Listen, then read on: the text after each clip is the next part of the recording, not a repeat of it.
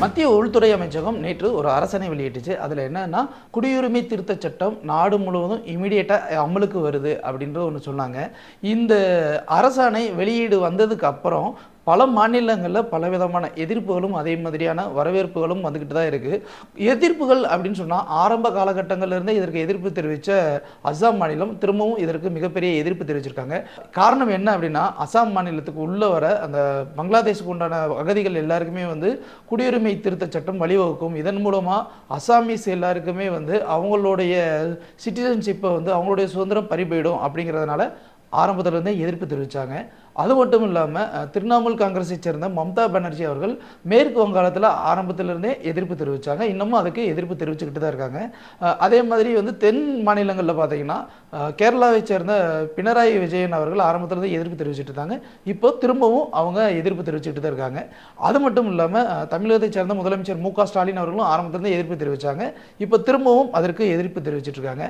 இப்படி பல்வேறு மாநிலங்களில் இந்த குடியுரிமை திருத்த சட்டத்துக்கு எதிர்ப்பு தெரிவிக்கும் நிலையில் மத்திய அரசு ஏன் இவ்வளவு உடனுக்குடனே இது அமலுக்கு கொண்டு வரணும் அப்படின்ற ஒரு கேள்வி எழுப்பியிருக்காங்க. காரணம் என்ன அப்படின்னா, பாஜக அரசு 2019 ஆட்சியை பிடிச்ச உடனேவும் முதல்ல கையில் எடுத்து இந்த சட்டத்தை அமன் பண்ணணும் அப்படின்னு நினைச்சது அப்படின்னா இந்த குடியுரிமை திருத்த சட்டம் அப்படிங்கிறது முக்கியமான ஒரு செயல். இந்த இடத்துல இந்த சட்டத்துக்கு எலெக்ஷன் நெருக்கடிக்காக இவங்க அமல்படுத்தியிருக்காங்க அப்படின்ற ஒரு குற்றச்சாட்டும் எழுது. குடியுரிமை திருத்தச் சட்டம் நாடு முழுவதும் நேற்று மாலையிலிருந்து அமலுக்கு வந்ததை அடுத்து பல்வேறு மாநிலங்கள் அதற்கு எதிர்ப்பு தெரிவிச்சுக்கிட்டு இருக்காங்க அப்படிங்கிறது தெரிஞ்ச ஒரு விஷயம்தான். இந்நிலையில் முதலமைச்சர் மு.க. ஸ்டாலின் அவர்கள் தன்னுடைய அஃபீஷியல் பேஜில் இன்னைக்கு ஒரு ட்வீட் போட்டிருக்காரு. அது ரொம்ப வைரலாகவே போய்கிட்டு இருக்கு அப்படின்னு தான் சொல்லி ஆகணும். அந்த ட்வீட்டில் அவர் சொல்லியிருக்கிறது என்ன அப்படின்னு பார்த்தீங்கன்னா, இந்திய அரசியலமைப்பு சட்டம் இறையாண்மை இதுக்கு எல்லாத்துக்குமே களங்கம் விளைவிக்கும் வகையில் தான் இந்த குடியுரிமை திருத்த சட்டம் இருக்குது அப்படின்ற ஒரு விஷயத்தையும் சொல்லியிருக்காரு. மேலும் இந்த குடியுரிமை திருத்த சட்டத்தின் மூலமாக முஸ்லீம் மக்களுக்கும் சரி, அதே மாதிரி இலங்கையில் வர அகதிகளுக்கும் சரி துரோகம் இழைக்கப்படுற மாதிரி இருக்கும். இந்த ஒரு சட்ட வரையறையினால முஸ்லிமிய மக்களுக்கும் அதே மாதிரி இலங்கை தமிழ் அகதிகளுக்கும் எந்த ஒரு பாகுபாடும் இவங்க அதில் குறிப்பிடவே இல்லை அப்படிங்கிறத இங்கே காரணத்தை காட்டியிருக்காரு.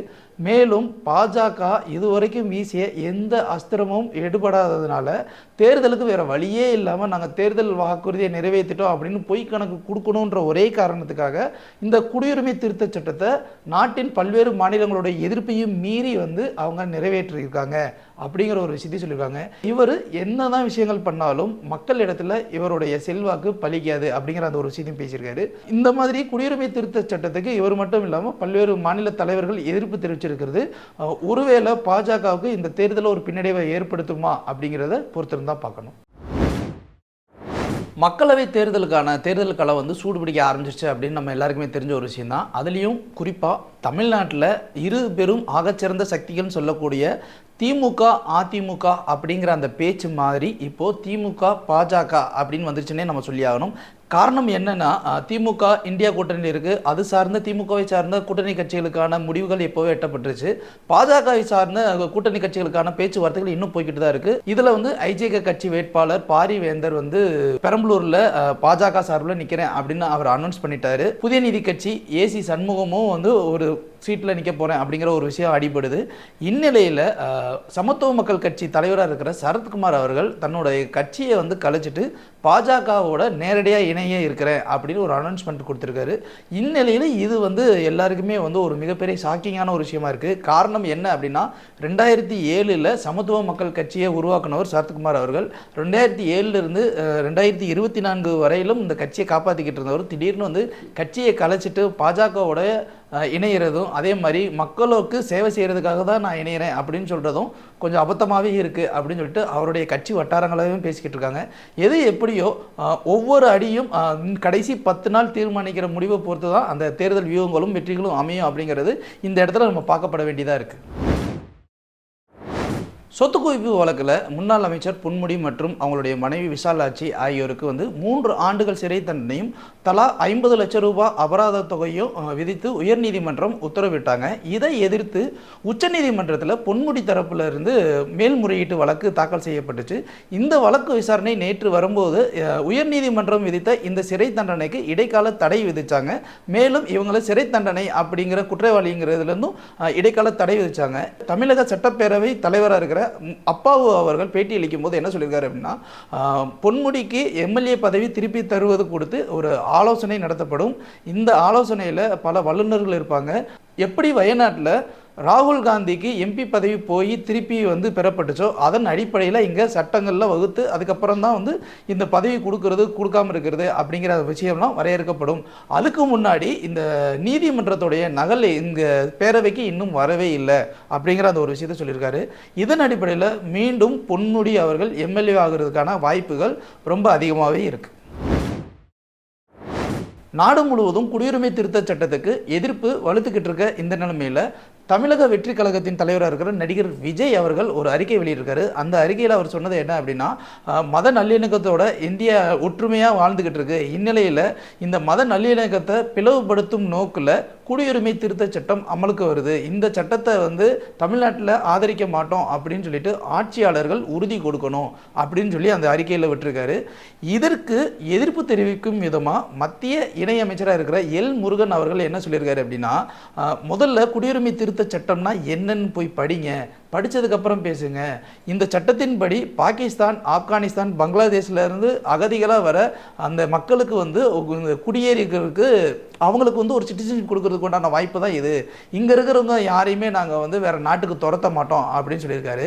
ஸோ இந்நிலையில் எல்முருகன் பேசின இந்த ஒரு விஷயத்துக்கு விஜய் ரசிகர்கள் எதிர்ப்பு தெரிவிச்சிருக்காங்க.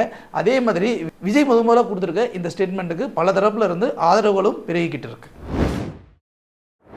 மக்களவைத் தேர்தல் நாளுக்கு நாள் நெருங்கி வந்துக்கிட்டு இருக்க இந்த வேளையில் கூட்டணி கட்சிகளுடைய பலம் பலகீனம் எது அப்படிங்கிறத பொறுத்து ஒவ்வொரு கட்சிகளுக்குமே தலைமை கட்சி சீட்டு ஒதுக்குச்சு. இந்நிலையில் கொங்கு மண்டலம் அதுலேயும் குறிப்பாக கோயம்புத்தூரில் திமுகவுக்கு எப்போவுமே பலம் அந்த அளவுக்கு இல்லை அப்படிங்கிறது நாடறிந்த செய்தி. இந்நிலையில் பாஜக தரப்புலேருந்து கோயம்புத்தூரில் ஒருவேளை தமிழக பாஜக தலைவரான அண்ணாமலை களம் இறக்கும் பட்சத்தில் அவருக்கு பதிலடி கொடுக்கும் விதமாக திமுகவும் தானாகவே நேரடியாக தங்களுடைய உறுப்பினர் ஒருத்தவங்களை அங்கே இறக்கலாம் அப்படிங்கிற ஒரு முடிவுக்கு வந்திருக்கிறதா ஒரு தகவல் வெளியாகிருக்கு. ஏற்கனவே கோவையில் போட்டியிட்டவர் தான் திரு கமலஹாசன் அவர்கள். அவர் விரும்பி கேட்ட அந்த மக்களவை சீட்டுமே கோவை தொகுதி தான். அவருக்கு சைலண்டாக ராஜ்யசபா சீட்டு கொடுத்ததும் இதற்காகத்தான் அப்படின்னு ஒரு பேச்சு அடிப்படுது. ஒருவேளை கொங்கு மண்டலத்தில் ஒருவேளை கோயம்புத்தூரில் அண்ணாமலை நிற்கும் பட்சத்தில் அதற்கு எதிராக திமுக நிற்கும் அப்படிங்கிறது கிட்டத்தட்ட உறுதியாகியிருக்கு. நாடு முழுவதும் குடியுரிமை திருத்த சட்டத்துக்கு எதிர்ப்பு வலுத்துக்கிட்டு இருக்க இந்த நிலைமையில் தமிழக காங்கிரஸ் தலைவராக இருக்கிற செல்வ பெருந்தகை என்ன சொல்லியிருக்காரு அப்படின்னா, இதற்கு ஆதரவு அளித்தது முழுக்க ஆதரவு அளித்தது அதிமுகவும் பாமகவும் தான். ஸோ தமிழக மக்கள் அதிமுகவையும் பாமகவையும் மன்னிக்கவே மாட்டாங்க அப்படின்னு சொல்லியிருக்காரு. ஏன்னா பாஜகவுடன் முன்னாடி கூட்டணியில் இருந்தது அதிமுகவும் அதே மாதிரி பாட்டாளி மக்கள் கட்சி தான். அப்போது இந்த குடியுரிமை திருத்த சட்டம் 2019 அமல்படுத்தும் போது அதற்கு ஆதரவாக வாக்களித்ததும் இவங்க தான். ஆனால் காங்கிரஸ் தரப்பில் கொண்டு வந்த அந்த குடியுரிமை திருத்த சட்டம் 1955ஆம் ஆண்டு கொண்டியது. இதை இவங்க ஆதரவாக வாக்களித்ததுனால இப்போ முகமதியர்களுக்கு எந்த ஒரு அதில் ஒரு பெனிஃபிட்டுமே இல்லை. அது மட்டும் இல்லாமல் இலங்கை தமிழர்கள் தமிழ்நாட்டுக்கு அகதிகளாக வரும்போது அவங்களுக்கும் சிட்டிசன்ஷிப் பற்றின எந்த ஒரு விளக்கமும் கொடுக்கல அப்படிங்கிற அந்த ஒரு விஷயத்தையும் முன்னிட்டு இந்த எலெக்ஷனில் கண்டிப்பாக அதிமுகவுக்கும் பாமகவுக்கும் தமிழக மக்கள் மிகப்பெரிய பாடம் புகட்டுவாங்க அப்படின்னு சொல்லிட்டு தமிழக காங்கிரஸ் தலைவரான செல்வ பெருந்தகை கூறியிருக்கார். மக்களவை தேர்தல் பரபரப்பாக போய்கிட்டு இருக்க இந்த நிலைமையில் தமிழகத்தில் கூட்டணி கட்சிகள் எல்லாருமே தொகுதி பங்கீடு கிட்டத்தட்ட முடிச்சுட்டாங்க. அதுலேயும் குறிப்பாக திமுக முன்னாடியே முடிச்சுட்டாங்க. 21 தொகுதியில் தனியாக களமிறங்குறாங்க அப்படிங்கிற அனௌன்ஸ்மெண்ட்டும் வந்துருச்சு. எந்தெந்த தொகுதிகள் அப்படிங்கிறது இன்னும் சில நாட்களில் பட்டியலாக வெளியிடப்படும் அப்படின்னு சொல்லிட்டாங்க. இந்நிலையில் அந்த கூட்டணி கட்சியிலேயே ஒரு சில கட்சிகள் எங்களுக்கு தொகுதிகள் கூட வேண்டாம், ஆனால் நாங்கள் உங்களுக்கு தார்மீக ஆதரவு தரோம் அப்படின்னு சொல்லிட்டு ஆம் ஆத்மி கட்சியும் அதே மாதிரி ஃபார்வர்ட் பிளாக் கட்சிகளும் சொல்லியிருக்காங்க. இதன் மூலமாக திமுகவுடைய கூட்டணிக்கு மேலும் சில பலங்கள் கூடியிருக்கு அப்படின்னே சொல்லலாம். ஆனால் மக்கள் மத்தியில் ஆம் ஆத்மி கட்சி தமிழ்நாட்டில் இருக்கா அப்படிங்கிறது பல பேருக்கு தெரியாத நிலையில் ஆம் ஆத்மி கட்சி ஆதரவு கொடுத்துருக்கு அப்படிங்கிறது ஒரு மிகப்பெரிய விஷயமா பேசப்படுது. ஸோ இந்த எலெக்ஷன் தமிழ்நாட்டில் திமுக, அதிமுக, பாஜக அப்படிங்கிற ஒரு மும்முனை போட்டியாக இருக்கும் அப்படின்னு எதிர்பார்க்கப்படுது. இந்த மக்களவை தேர்தல் களம் சூடு பிடிச்சிட்டு இருக்குது அப்படிங்கிறது தெரிஞ்ச ஒரு விஷயம் தான். இதில் தேர்தல் கூட்டணி அதே மாதிரி ஒவ்வொரு கட்சிக்கும் எந்த சீட்டு அப்படிங்கிற அந்த ஒரு விஷயம் போகும்போது வந்து சில கட்சிகளை பற்றி நிறைய ட்ரோலான வீடியோஸ் அதே மாதிரி வைரலான வீடியோஸ் எல்லாம் வர்றது சகஜம்தான். இந்நிலையில் மக்கள் நீதி மையத்தோடைய தலைவரான திரு கமல்ஹாசன் அவர்களுக்கு வந்து எந்த தொகுதியுமே ஒதுக்காமல் அவர் ஸ்ட்ரெயிட்டாக ராஜ்யசபாவுக்கு ஒரு சீட்டு அவங்களுக்கு ஒதுக்கப்பட்டிருக்கு அப்படிங்கிற அந்த ஒரு விஷயத்தை வந்து அவர் வந்து பத்திரிகையாளர்கிட்ட பேசினார். இப்போ பேசின நாள்ல இருந்து அவருடைய படம் மட்டும்தான் நிறைய ட்ரோலாகவே போய்கிட்டு இருக்கு அப்படின்னு சொல்லியே ஆகணும். அதுலேயுமே குறிப்பாக ஒரு காலத்தில் தெர்மோகோல் வச்சுட்டு இந்த நீரை வந்து சேகரிக்கிறேன் அப்படின்னு சொல்கிற முன்னாள் அதிமுக அமைச்சராக இருக்கிற செல்லூர் ராஜு பத்திரிகையாளர்களுக்கு என்ன பேட்டி அளிச்சிருக்காரு அப்படின்னா, இந்த மாதிரி ஒரு ராஜ்யசபா சீட்டுக்காக கட்சியவே அடகு வச்சிருக்கு போல கமல்ஹாசன் பேசாமல் 2 படத்திலேயே நடிச்சுட்டு போய் சம்பாரிச்சு வந்திருக்கலாம் அப்படின்ற மாதிரி ஒன்று சொல்லியிருக்காரு. இப்போ இந்த வீடியோ ரொம்ப வைரலாக போய்கிட்டு இருக்கு.